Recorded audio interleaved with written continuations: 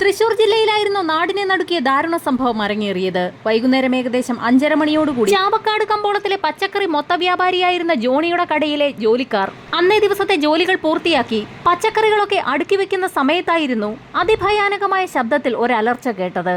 എന്താണ് സംഭവിക്കുന്നതെന്ന് മനസ്സിലാകാതെ കടയിലെ ജോലിക്കാരും അവിടേക്കെത്തിയ ആളുകളും കടയുടെ മുൻഭാഗത്തെ വെയിറ്റിംഗ് ഷെഡിൽ നിന്ന ആളുകളുമൊക്കെ കടയിലേക്ക് ഓടിയെത്തി. ഈ സമയത്തായിരുന്നു കടയ്ക്കുള്ളിൽ മുൻവശത്ത് ഒരു കോണിൽ മേശയ്ക്കരികിൽ റോഡിന് പിന്തിരിഞ്ഞ് കസേരയിലിരുന്ന് കണക്കെഴുതിക്കൊണ്ടിരിക്കുകയായിരുന്ന ജോണി മേശപ്പുറത്തേക്ക് കമിഴ്ന്നു വീണു കിടക്കുന്ന കാഴ്ച നാട്ടുകാരുടെ ശ്രദ്ധയിൽപ്പെട്ടത്. ഷോക്കേറ്റതുപോലെയാണ് ഇരുന്നിടത്ത് തന്നെ ജോണി വീണത്. കടയിലെ ജോലിക്കാരും പന്തലിൽ നിന്നവരും ഓടിക്കൂടുകയും അവർ ജോണിയെ താങ്ങിയെടുത്ത് ഒരു ജീപ്പിൽ കയറ്റി സമീപത്തുള്ള സ്വകാര്യ ആശുപത്രിയിൽ കൊണ്ടുപോവുകയും ചെയ്തു. പക്ഷേ അതിനകം തന്നെ മരണം സംഭവിച്ചിരുന്നു.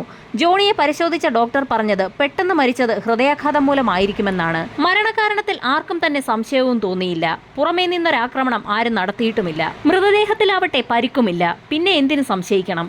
വീട്ടിലേക്ക് കൊണ്ടുപോയ മൃതശരീരം പിറ്റേന്ന് രാവിലെ പള്ളിയിൽ സംസ്കരിക്കാനുള്ള ഏർപ്പാടുകളൊക്കെ ചെയ്യുകയും ചെയ്തു. സംസ്കാരത്തിനു മുൻപ് മൃതശരീരം കുളിപ്പിക്കുന്നതിനെടുത്തപ്പോഴാണ് മുതുകിൽ ഇടതു തോൾപ്പലകയുടെ ഭാഗത്ത് ഒരു ചെറിയ മുറിവ് ചിലർ കണ്ടത്. അവിടെ രക്തം പൊടിഞ്ഞ അടയാളവും വ്യക്തമായി കാണാമായിരുന്നു. ജോണിയുടെ മകനും കൂട്ടത്തിലുണ്ടായിരുന്നു. മുതുകിൽ മുറിവ് കണ്ട ഭാഗത്ത് തന്നെ ഷർട്ടിലും കീറലുണ്ട്. അവിടെയും ചോരപ്പാടുകളുണ്ട്. ആ മുറിവ് കണ്ട മകന് അപ്പന്റെ മരണത്തിൽ എന്തൊക്കെയോ സംശയങ്ങൾ തോന്നി. ആ ചെറുപ്പക്കാരൻ ജോണിയുടെ അനുജനെ വിളിച്ച് മുറിവ് കാണിച്ചു കൊടുത്തു. കടയിൽ നിന്ന് ജീപ്പിൽ കയറ്റി ജോണിയെ ആശുപത്രിയിൽ കൊണ്ടുപോയതിനിടയിൽ ജീപ്പിന്റെ വശത്തുള്ള ആണിയോ മറ്റോ കൊണ്ടതാകാമെന്ന് അയാൾ പറയുകയും ചെയ്തു. എങ്കിലും മകന്റെ സംശയം മാറിയില്ല. അയാൾ അപ്പന്റെ ഷർട്ട് രഹസ്യമായി സൂക്ഷിച്ചു വെച്ചു. എന്തായാലും നിശ്ചിത സമയത്ത് തന്നെ മൃതദേഹം പള്ളി സെമിത്തേരിയിൽ സംസ്കരിച്ചു. മനസ്സിൽ കുരുങ്ങിക്കിടന്ന സംശയവുമായി ജോണിയുടെ മകൻ പിറ്റേന്ന് തൃശൂർ ജില്ലാ പോലീസ് സൂപ്രണ്ടിനെ കാണാൻ ചെന്നു. മരണസമയത്ത് ജോണി ധരിച്ചിരുന്ന ഷർട്ടുമായാണ് മകൻ ചെന്നത്. വിവരങ്ങൾ ശ്രദ്ധയോടെ കേട്ട SP കേസിൽ കാര്യമായ ഒരു അന്വേഷണം നടത്താൻ ഉത്തരവിടുകയും ചെയ്തു. കേസ് ഏറ്റെടുത്ത CI മൃതശരീരം കുഴിച്ചെടുത്ത് പോസ്റ്റ്മോർട്ടം ചെയ്യാനുള്ള ഒരുക്കങ്ങളും ആരംഭിച്ചു. ജോണിയുടെ ദുരൂഹ സാഹചര്യത്തിലുള്ള മരണം അന്വേഷിക്കണമെന്നും പ്രതികളെ പിടികൂടണമെന്നും പറഞ്ഞ് തദ്ദേശവാസികൾ അതിനിടെ ഇളകിമറിഞ്ഞു. മൃതശരീരം കുഴിച്ചെടുത്ത് പോസ്റ്റ്മോർട്ടം ചെയ്യുന്നുവെന്നറിഞ്ഞതോടെ ജനത്തിന്റെ ആകാംക്ഷ ഇരട്ടിയായി. സംഭവം അറിഞ്ഞ് പള്ളി സെമിത്തേരിയിലേക്ക് ആളുകൾ ഇരച്ചെത്തി. ഫോറൻസിക് സർജൻ പോസ്റ്റ്മോർട്ടം പരിശോധന നടത്തിയപ്പോൾ ശ്വാസകോശത്തിനകത്ത് നിന്ന് ചെറിയൊരു വെള്ളാരംകല്ല് കിട്ടി. കടയ്ക്ക് സമീപം നാടൻ ബോംബ് പൊട്ടിയിരിക്കാൻ സാധ്യതയുണ്ടെന്ന് അതിൽ നിന്നും പോലീസ് സംഘം വിലയിരുത്തി. അത്തരം ബോംബാവുമ്പോൾ അകത്ത് തീർച്ചയായും വെള്ളാരംകല്ലും കാണും. അത് തുളച്ചു കയറിയ പാടാണ് മുതുകത്ത് കണ്ടത്. പോസ്റ്റ്മോർട്ടം ചെയ്ത സർജൻ കൊടുത്ത ഈ വിശദീകരണത്തിന്റെ അടിസ്ഥാനത്തിൽ ഫോറൻസിക് ലബോറട്ടറിയിലെ വിദഗ്ധർ സ്ഥലപരിശോധന നടത്തിയപ്പോൾ ബോംബ് പൊട്ടിയതിന്റെ യാതൊരു ലക്ഷണവും എന്നാൽ കണ്ടെത്താൻ കഴിഞ്ഞില്ല. മരിച്ചയാൾ ധരിച്ചിരുന്ന ഷർട്ട് മാത്രമാണ് പോലീസ് സംഘത്തിന്റെ കയ്യിൽ തെളിവായി ഉള്ളത്. അന്വേഷണം ആ ഷർട്ടിൽ നിന്ന് തന്നെ തുടങ്ങാൻ പോലീസ് സംഘം തീരുമാനിച്ചു. വിദഗ്ധരടങ്ങുന്ന സംഘം ആ ഷർട്ട് സൂക്ഷ്മമായി തന്നെ പരിശോധിച്ചു. 1/2 സെന്റിമീറ്റർ വ്യാസത്തിൽ വൃത്താകൃതിയിലുള്ള ഒരു ദ്വാരമാണ് മുതുകിന്റെ ഭാഗത്ത് കണ്ടിട്ടുള്ളത്. ആ ദ്വാരത്തിനു ചുറ്റും ചാരനിറത്തിലുള്ള ഒരു വലയവും ഷർട്ടിന്റെ ഉൾവശത്ത് രക്തക്കറകളും കാണപ്പെട്ടിട്ടുണ്ട്. ഷർട്ടിലെ ദ്വാരം പോലെ തന്നെ ദേഹത്തെ മുറിവിന്റെയും അളവ് ഏകദേശം 1/2 സെന്റിമീറ്റർ തന്നെയാണ്. ഫോറൻസിക് സംഘത്തിന്റെ വിശദമായ പരിശോധനയ്ക്കൊടുവിൽ ഒരു ചെറിയ വെടിയുണ്ട തുളച്ചു കയറിയ ദ്വാരം പോലെയാണിതെന്ന് വിലയിരുത്തി. കാലിബർ 0.22 ഇഞ്ചുള്ള റിവോൾവറിലും റൈഫിളിലും ഉപയോഗിക്കുന്ന വെടിയുണ്ടയുടെ വ്യാസം 1/2 സെന്റിമീറ്ററാണ്. ഇത്തരം തോക്കുകളിലുള്ള വെടിയുണ്ടയ്ക്ക് ഒരു പ്രത്യേകതയുണ്ട്.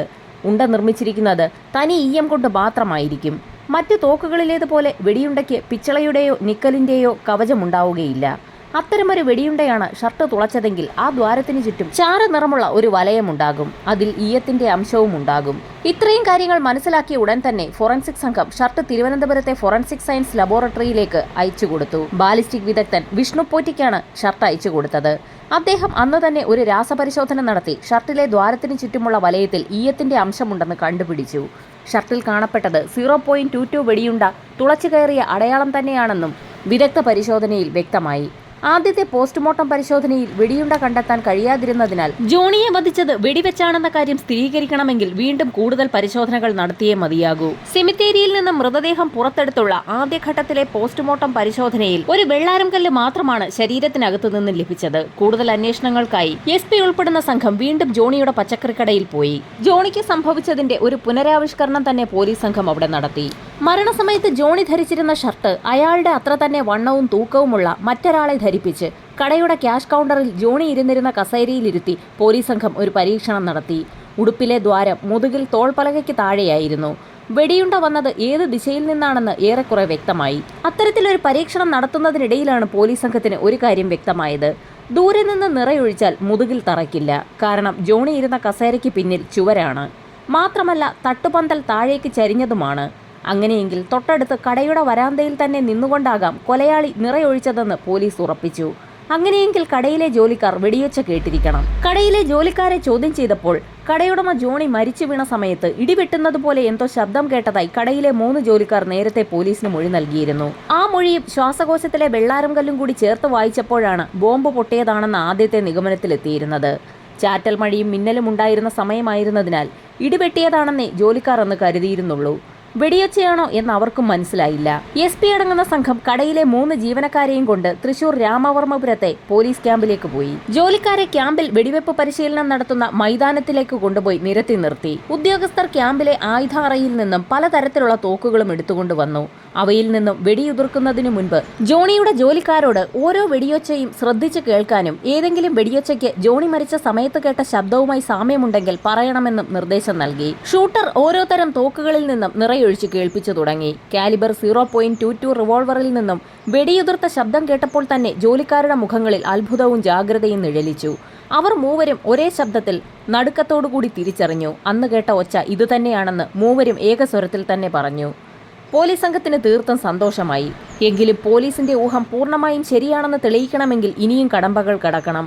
ജോണി വെടിയേറ്റ് കൊല്ലപ്പെട്ടതാണെന്ന് തെളിയിക്കണമെങ്കിൽ മൃതശരീരത്തിൽ നിന്ന് വെടിയുണ്ട കണ്ടെത്തണം. കൊലയ്ക്കുപയോഗിച്ച തോക്കും കണ്ടെടുക്കേണ്ടത് അനിവാര്യമാണ്. മൃതദേഹത്തിൽ വെടിയുണ്ട കാണുമെന്നത് പോലീസ് സംഘത്തിന്റെ ഒരു ഊഹം മാത്രമാണ്. മൃതദേഹം ആദ്യത്തെ പരിശോധനയ്ക്ക് ശേഷം കുഴിച്ചിട്ടിട്ട് ഇപ്പോൾ 2 മാസത്തോളം കഴിഞ്ഞിരിക്കുകയാണ്. ചീഞ്ഞ ശരീരാവശിഷ്ടങ്ങളിൽ നിന്ന് 1 സെന്റിമീറ്റർ നീളവും 1/2 സെന്റിമീറ്റർ വ്യാസവുമുള്ള ഒരു ബുള്ളറ്റ് എങ്ങനെ കണ്ടുപിടിക്കാൻ കഴിയും? അത് വൈക്കോൽ കൂനയിൽ കളഞ്ഞുപോയ സൂചി തിരയുന്നത് പോലെ വളരെ പ്രയാസമുള്ള ഒരു കാര്യമാണെന്ന് പോലീസ് സംഘത്തിന് മനസ്സിലായി. പെട്ടെന്നാണ് ഡിവൈഎസ്പിക്ക് ഒരു ഐഡിയ തോന്നിയത്. മെറ്റൽ ഡിറ്റക്ടർ ഉപയോഗിച്ച് ഒരു പരിശോധന നടത്താം. 10 അടി ആഴത്തിൽ വരെ കുഴിച്ചിട്ടിരിക്കുന്ന ബോംബുകളും ലോഹസാധനങ്ങളും കണ്ടെത്താൻ ശേഷിയുള്ള ഒരു ആധുനിക മെറ്റൽ ഡിറ്റക്ടർ തിരുവനന്തപുരത്ത് സ്പെഷ്യൽ ബ്രാഞ്ചിലുണ്ടെന്നും അത് കൊണ്ടുവന്ന് പരിശോധന നടത്താമെന്നും SP ഉടൻ തന്നെ നിർദ്ദേശം നൽകി. ഇതിനിടയിൽ തന്നെ ശവശരീരം വീണ്ടും ഒന്നുകൂടി പുറത്തെടുത്ത് പരിശോധന നടത്താമെന്ന് ധാരണയുമായി. എന്നാൽ ഈ അവസരത്തിൽ കേസിന്റെ അന്വേഷണം പെട്ടെന്ന് ക്രൈംബ്രാഞ്ചിന് കൈമാറുവാൻ പോലീസ് ആസ്ഥാനത്ത് നിന്നും ഒരു ഉത്തരവ് കൂടി പുറത്തുവന്നു. മെറ്റൽ ഡിറ്റക്ടർ ഉപയോഗിച്ചാലും വളരെ ചെറിയ വെടിയുണ്ട ചീഞ്ഞ ശവശരീരത്തിൽ നിന്നും കണ്ടുപിടിക്കാൻ കഴിയുമോ എന്നുള്ളത് തീർത്തും ശ്രമകരമായ ഒരു കാര്യമായിരുന്നു. മൃതദേഹം വീണ്ടും കുഴിച്ചെടുക്കുന്നതിന് മുൻപ് മെറ്റൽ ഡിറ്റക്ടർ ഉപയോഗിച്ച് വെടിയുണ്ട കണ്ടുപിടിക്കുവാൻ കഴിയുമോ എന്നറിയാൻ പോലീസ് സംഘം ഒരു പരീക്ഷണം തന്നെ നടത്തി.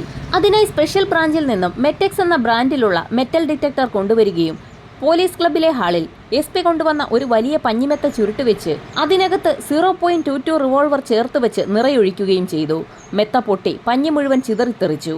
വെടിയുണ്ട പഞ്ഞിക്കിടയിൽ എവിടെയോ ഉണ്ട്. മെറ്റൽ ഡിറ്റക്ടർ പഞ്ഞി കഷ്ണങ്ങൾക്ക് മുകളിലൂടെ നീക്കി നിരക്കി നോക്കി. ഏതെങ്കിലും ലോഹസങ്കരങ്ങൾ ഉണ്ടെങ്കിൽ മെറ്റൽ ഡിറ്റക്ടർ ബീപ്പ് ശബ്ദം പുറപ്പെടുവിക്കും. മിനിറ്റുകൾക്കകം മെറ്റൽ ഡിറ്റക്ടർ വെടിയുണ്ട കണ്ടെത്തുകയും ചെയ്തു. പരീക്ഷണം വിജയിച്ചതോടെ സ്പെഷ്യൽ ഇൻവെസ്റ്റിഗേഷൻ ടീമിന്റെ ആത്മവിശ്വാസവും വർദ്ധിച്ചു. ശവശരീരത്തിൽ നിന്നും വെടിയുണ്ട തീർച്ചയായും കണ്ടുപിടിക്കാനാകുമെന്ന് പോലീസ് സംഘം ഉറച്ചു വിശ്വസിച്ചു. അങ്ങനെ നിർണായകമായ ആ ദിവസം വന്നെത്തി. ചാവക്കാട് തഹസീൽദാരുടെ സാന്നിധ്യത്തിൽ സെമിത്തേരിയിലെ കല്ലറയിൽ നിന്നും ജോണിയുടെ മൃതദേഹം അടക്കം ചെയ്ത പേടകം വീണ്ടും പുറത്തെടുത്തു.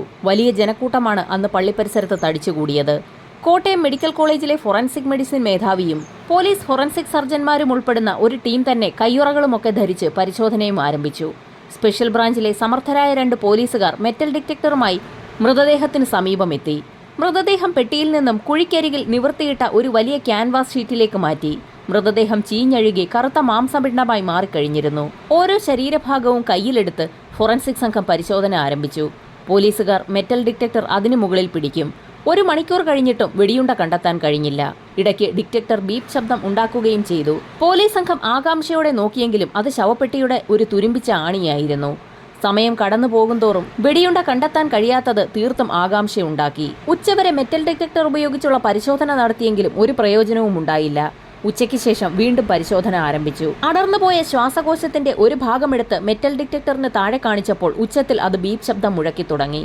അതിനുള്ളിൽ നോക്കിയപ്പോൾ 0.22 ബുള്ളറ്റ് കാണുകയും ചെയ്തു. അവിടെ കൂടി നിന്ന നാട്ടുകാരെയും പോലീസുകാരെയും ഒക്കെ ഫോറൻസിക് സർജൻ ആ ചെറിയ വെടിയുണ്ട എടുത്ത് കാണിച്ചു കൊടുക്കുകയും ചെയ്തു. ഒളിഞ്ഞുകിടന്ന ഒരു വലിയ സത്യത്തെ മറനീക്കി പുറത്തു കൊണ്ടുവരാൻ കഴിഞ്ഞതിന്റെ സംതൃപ്തിയോടുകൂടി പോലീസ് സംഘം വീണ്ടും പരിശോധന ആരംഭിച്ചു. സാധാരണയായി വെടിയുണ്ട തോക്കിൻകുഴലിൽ നിന്നും പുറത്തു വരുമ്പോൾ അതിൽ പൊഴികൾ ഉണ്ടാകും. തോക്കിൻകുഴലിൽ വരമ്പുകളുള്ളതുകൊണ്ടാണ് വെടിയുണ്ടയിൽ ഇപ്രകാരം പൊഴികൾ ഉണ്ടാകുന്നത്. എന്നാൽ ആ വെടിയുണ്ടയിൽ പൊഴികളില്ലായിരുന്നു. അതിന്റെ അർത്ഥം വെടിവെക്കാൻ ഉപയോഗിച്ച തോക്കിൽ റൈഫിളിംഗ് ഇല്ലാത്ത വ്യാജനിർമ്മിതമായ തോക്കാണെന്നാണ്. കൊല്ലന്മാർ രഹസ്യമായി ഉണ്ടാക്കുന്ന തോക്ക്. ഫാക്ടറികളിൽ ഉണ്ടാക്കുന്ന തോക്കുകളിൽ മാത്രമേ റൈഫിളിംഗ് കാണൂ. പോലീസ് സംഘത്തിന്റെ അന്വേഷണത്തിൽ തൃശൂർ, മലപ്പുറം ഭാഗങ്ങളിൽ നിന്നും കള്ളത്തോക്കുണ്ടാക്കുന്ന നിരവധി പേരെ കണ്ടെത്താനും കഴിഞ്ഞു. ഇനി പോലീസ് സംഘത്തിന് ഒരു കാര്യം കൂടി മാത്രമേ കണ്ടുപിടിക്കേണ്ടതുള്ളൂ: ആരാണ് ജോണിയുടെ ഘാതകൻ? സംഭവം നടന്ന ദിവസം ജോണിയുടെ കടയുടെ വരാന്തയിൽ നിന്ന ആളുകളെയെല്ലാം അന്വേഷണ ഉദ്യോഗസ്ഥർ ചോദ്യം ചെയ്തു. മഴയത്ത് ആളുകൾ വരാന്തയിൽ നിൽക്കുമ്പോഴാണ് ഇടിയൊച്ച കേട്ടതും ജോണി മരിച്ചു വീണതും. ആളുകളെല്ലാം കടയിലേക്ക് ഇരച്ചു കയറിയ സമയത്ത് ഒരാൾ മാത്രം മഴയിലേക്കിറങ്ങി ധൃതിയിൽ നടന്നു പോകുന്നത് കണ്ടെന്ന് ചില ആളുകൾ വിവരം നൽകി. ആയിടയ്ക്ക് 0.22 വെടിയുണ്ട കിട്ടുമോ എന്ന് അന്വേഷിച്ച് ഒരാൾ ആ പ്രദേശത്ത് കറങ്ങി നടന്നിരുന്നതായും നാട്ടുകാരെ ചോദ്യം ചെയ്തതിൽ നിന്നും പോലീസിന് വ്യക്തമായി. കേസന്വേഷണത്തിൽ ഗണ്യമായ പുരോഗതി കൈവരിച്ചെങ്കിലും പ്രതിയെ കണ്ടെത്താൻ ക്രൈംബ്രാഞ്ചിന് കഴിഞ്ഞില്ല. ആ സാഹചര്യത്തിൽ കേസന്വേഷണം CBIക്ക് വിട്ടു. ജോണിക്ക് ശത്രുക്കൾ ആരെങ്കിലും ഉണ്ടായിരുന്നോ എന്നുള്ളതായിരുന്നു ആദ്യഘട്ടത്തിലെ അന്വേഷണം. ജോണി ഇല്ലാതായാൽ ആർക്കാണ് പ്രയോജനം? ഇതൊക്കെയായിരുന്നു CBI അന്വേഷിച്ചത്. അവർ ശരിയായ ദിശയിലായിരുന്നു നീങ്ങിയത്.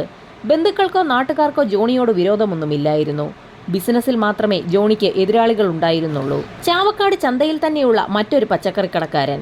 പച്ചക്കറി വില കുറച്ച് വിൽക്കുന്ന കാര്യത്തിൽ ഇവർ തമ്മിൽ മത്സരവും അതിന്റെ പേരിൽ അയാൾക്ക് ജോണിയോട് വൈരാഗ്യവും ഉണ്ടായിരുന്നു. അന്വേഷണത്തിൽ അയാളാണ് വാടക കൊലയാളിയെ കൊണ്ട് ജോണിയെ കൊല്ലിച്ചതെന്ന് തെളിഞ്ഞു. CBI സ്പെഷ്യൽ കോർട്ടിൽ കേസിന്റെ വിചാരണ നടന്നപ്പോൾ പോലീസ് സർജന്മാരുൾപ്പെടെ മൊഴി നൽകി. കേസന്വേഷണം പൂർത്തിയാക്കിയ പോലീസ് സംഘം കുറ്റപത്രം കോടതിയിൽ സമർപ്പിച്ചു. ഇതുപോലെ മരിച്ച് മാസങ്ങൾക്ക് ശേഷം ദ്രവിച്ച ശരീരത്തിൽ നിന്ന് മെറ്റൽ ഡിറ്റക്ടർ ഉപയോഗിച്ച് വെടിയുണ്ട കണ്ടെത്തുന്ന സംഭവം അപൂർവമായി സംഭവിക്കുന്ന കാര്യമാണെന്ന് കോടതി വിലയിരുത്തി. ഒരു കുറ്റകൃത്യവും മൂടിവെക്കാനാവില്ല എന്നും എത്ര വിദഗ്ധമായി ചെയ്ത കുറ്റകൃത്യമാണെങ്കിലും എവിടെയെങ്കിലും ഒരടയാളം, ഒരു തെളിവ് അവശേഷിക്കപ്പെടുമെന്നും ആ തെളിവ് എന്തെങ്കിലും സത്യത്തിലേക്ക് നയിക്കുമെന്നും കോടതി ചൂണ്ടിക്കാട്ടി. ഹൃദയാഘാതമെന്ന് നാട്ടുകാരും ബന്ധുക്കളും വിശ്വസിച്ച ഒരു മരണമാണ് ഇപ്പോൾ കൊലപാതകമാണെന്ന് തെളിഞ്ഞിരിക്കുന്നത്. കേസന്വേഷണം നടത്തിയ എല്ലാ ഉദ്യോഗസ്ഥരും കോടതിയുടെ പ്രത്യേക പ്രശംസയ്ക്ക് പാത്രമായി. സമാനതകളില്ലാത്ത പഴുതടച്ച അന്വേഷണമായിരുന്നു ചാവക്കാടെ പച്ചക്കറി കടക്കാരന്റെ കൊലപാതകവുമായി ബന്ധപ്പെട്ട് പോലീസ് നടത്തിയത്.